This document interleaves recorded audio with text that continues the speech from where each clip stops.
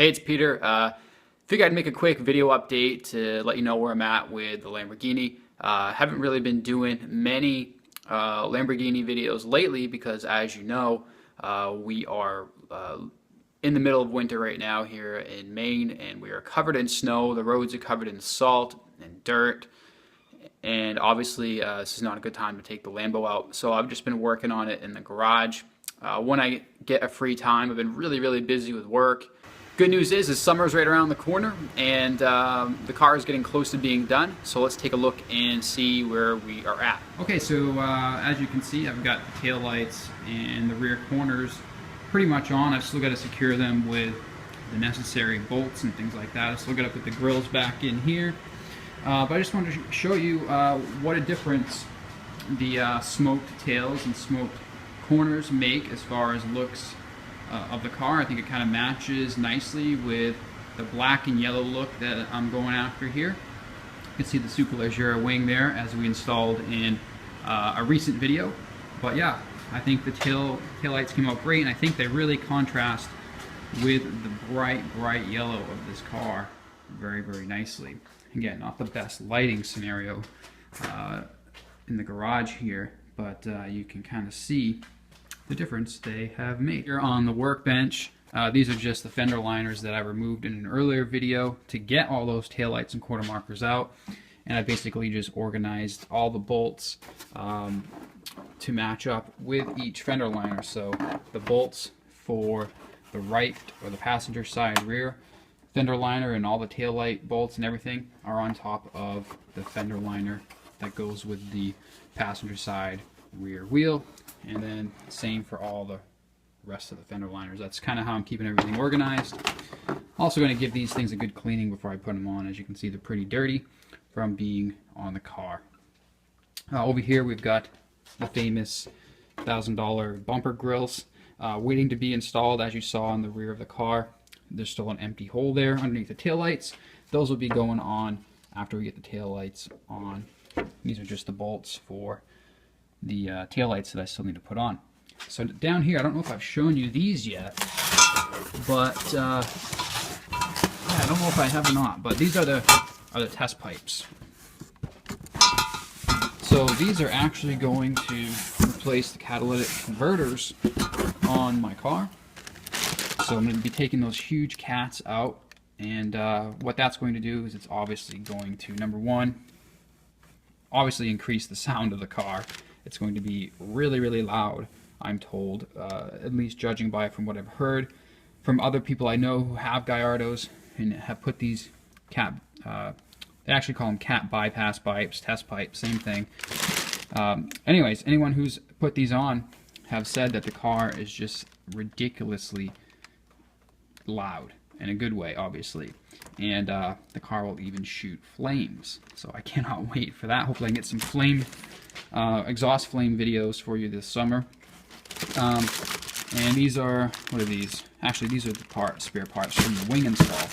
Now these are what you call O2 sensor spacers, and what these do is, well, first of all, on the car, on the catalytic converters, you have these two little bungs here, and that's where the O2 sensors go in the cat. But since we're taking the cats off and we're putting these straight through pipes on, the O2 sensors are still going to go back here, but they're going to be confused when they're reading the exhaust fumes, and the reading is going to be off because there's no cat there. So what these do is they bring the O2 sensor further away from the pipe, and I guess that's supposed to reduce the chance of check engine lights because you have removed the cats. So one of the good things about the early model Gallardos, such as mine, is that the chance of a check engine light coming on because you have removed the cats is very slim. So that's good. Again, everyone always asks about price, and I'm happy to share that with you. I paid, it's kind of embarrassing to say, but this set of test pipes cost $795. Obviously, a lot more expensive than the amount of money you have to pay for test pipes for something like a 350Z or a Mustang or something. But you know, when you have a Lamborghini, you have to pay Lambo tax. Sometimes there's just no way around it. Yeah, if you own one of these cars, you're just gonna have to get used to things costing at least 3 times as much as normal cars. Now, am I happy that I paid that much for these? No, not at all. I think it's a complete, I think they're overpriced, honestly. But they're gonna make the car sound really, really good, and they are a must-have mod for these cars. See if I can show you where these cats, or these test pipes are gonna be going. So we're looking at the rear of the car right now, right? And we're looking through where the grill is going to be. It's going to cover this hole. But you can see in there, so that shiny metallic thing right there, that is the huge catalytic converter. And you can see how big it is. Anyways, those test pipes are going to be replacing the cat on this side and on this side right there. You can see that cat right there. Now apparently I can get to those by just removing the rear wheels, and I got to remove the air boxes in the engine bay, and apparently I can get these cats taken out and the test pipes installed without needing to remove this rear bumper, because I tell you what, it is a real pain to remove this rear bumper. I've done it before to put the Fab Speed Super Sport X-Pipe exhaust on, and it was not fun. Now, even though this is a Lamborghini, it's an exotic. Some people call it a supercar, some people say it's not, but either way, just because a car is a Lamborghini, people forget that it's still a car and it's put together with nuts and bolts. And each car is going to have its flaws. Well, check this out. Even though this is a Lamborghini, look at that. Putting the bumper back on, this is the plastic mounting bracket that basically runs the entire length of the bumper all the way across. You can't see it, but it's behind here. Well, some of these plastic tabs had just turned brittle and broken off. So about three or four of those tabs are unusable. And I did some reading on the Lambo forums. I guess that's a pretty common thing for these cars. Those plastic tabs break off. So even though it's a Lamborghini, stupid stuff like that is still going to happen. So let's go take a look at what else I got in the mail earlier this week. We are over on my shelf, and this is where I keep all my detailing supplies and cleaning supplies and things like that. And over here on the bottom shelf, I've got all the oils and things that I use for my various toys, cars, trucks, dirt bikes, snowmobiles, things like that. And over here, I've got 3 cases of Castrol 5W40 full synthetic motor oil. Now, actually, I'm going to turn this box around. Actually, I thought I had my address on it, but it doesn't. But anyways, I've got 3 of these boxes right here. Each box contains 6 quarts of motor oil, and this is the oil I'm going to be using to do the oil change in the Gallardo. The recommended oil in these cars is 5W40 full synthetic, and so I've got 3 cases there of 6 quarts. Each one of these cases cost $45, and the car, I believe, will take between 12 and 14 quarts. So the cost for 16, 6, 12, 18 quarts of oil is about, I think it's about $135 or something like that. So $135 in oil, and then I've got the oil filter that you have to buy directly from a Lamborghini parts supplier. That's the part number. There is not a cheaper Audi equivalent or a cheaper part that you can get anywhere else for this oil filter. You have to buy the Lamborghini one for these cars. So this is the oil filter. It cost $67. That was the cheapest I could find it anywhere. You typically see these selling for anywhere from, like I said, $67 up to, 80 something dollars. Again, you're paying Lambo tax for a simple part that should really only cost like 20 bucks.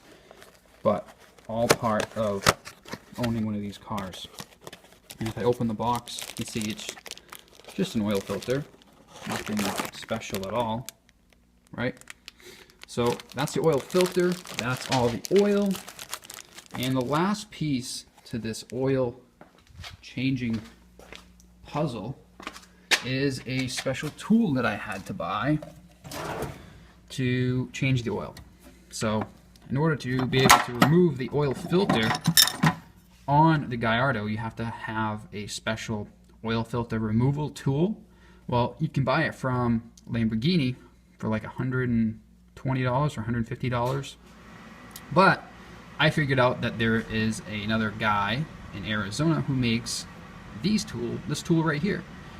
$45 shipped to my house, and I only have to pay that once. I can use this whenever I want to change the oil. So basically this is used to go into the engine bay, hook onto the existing oil filter, the part I just showed you, remove it, take the oil filter out, put the new one on, tighten the new one. So you need this tool to do that. $45. So total cost for everything to do an oil change, like I said, I've got $135 worth of oil over there and a $67 oil filter. So you're looking at around, let's say $190. Let's just round up to $200 to do an oil change. And if you want to count this, $45, but you only have to buy it once. Now the next part that I'm going to be installing on my Gallardo is a pistol mount. I'm actually going to be mounting this gun right to the side of the door. So, and I'm going to hook it up to a button in the dash, and if anyone ever messes with me on the road, I can just push the button in the dash. The gun will basically come out of the door. There's going to be a panel here that I'm going to cut into the door. The panel is going to open, kind of like a transformer. The gun will come out, and then if I want it to fire, I will just push the button. I will be mounting rocket launchers to the rear wing, one way or another. Please go ahead and press like or subscribe if you liked this video, and I will see you in the next one.